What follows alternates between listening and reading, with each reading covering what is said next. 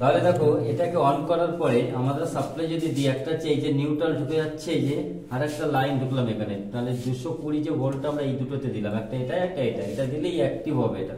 কিন্তু 3 মিনিট পরে ইয়েস ছাড়বে, এটা রিলে কিন্তু দেখেছো এই পিসিবিতে যাতে কোনো লোড না আসে তার জন্য এই রিলেটা ইউজ করা হয়েছে।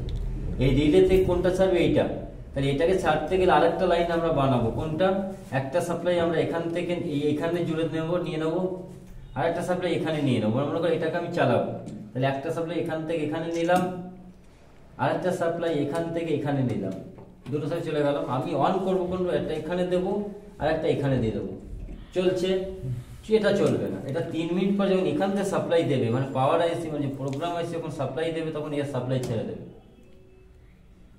আমি এখানে 220 মানে এখানে ধরবো একটা, আর এখানে দেখবো 220 আসছে 3 মিনিট পর, মানে ঠিক আছে আউটডোর সাপ্লাই যাচ্ছে, বুঝতে পেরেছো? আর এখানে হচ্ছে যেহেতু এখানে এই জন্য অ্যারো দিয়ে দিচ্ছে, ঠিক আছে? এই দেখো কয়েল সেন্সার মানে ঠান্ডাটা মাপবে, ঠিক মতো ঠান্ডা না হলে এটাও অ্যারো দিয়ে দেবে।